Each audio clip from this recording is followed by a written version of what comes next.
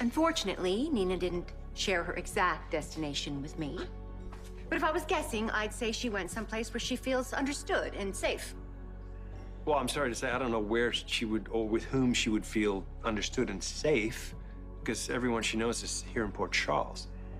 Nina left to put distance between herself and her problems. She has an unlimited budget, so I'm guessing she went somewhere where there are no bad memories, where she's not reminded of all the mistakes she's made. Well, you know my name, but I don't know your name. Sure, I can check in the... Nina Reeves.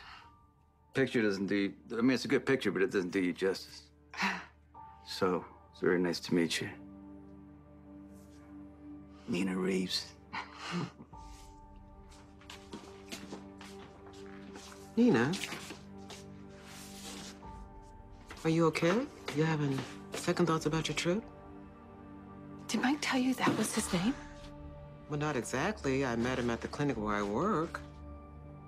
I don't think I'm violating patient privilege to tell you. He was in pretty bad shape when they brought him in. Mike was in some kind of accident and almost drowned. Because of that, his memory was compromised. He couldn't say who he was or where he came from. How did you know his name is Mike? He didn't have his wallet or any identification.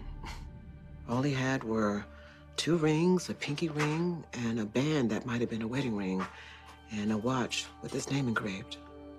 Mike. It suits him, don't you think? Yeah, in a way. It does. I have contacts in the State Department. Might be worth finding out if Nina left the country. Excuse me. You really ought to thank me, you know.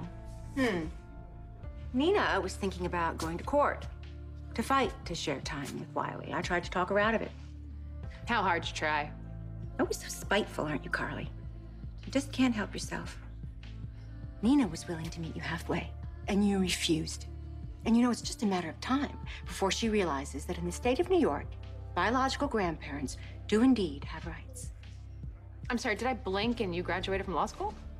You're not a legal expert. That's true. Well, why don't we ask one? Unless, of course, you're afraid to hear the answer. So, Mike never mentions anyone from his past?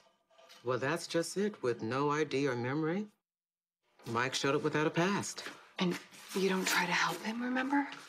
I felt the priority was to keep him calm, not to pressure him too much.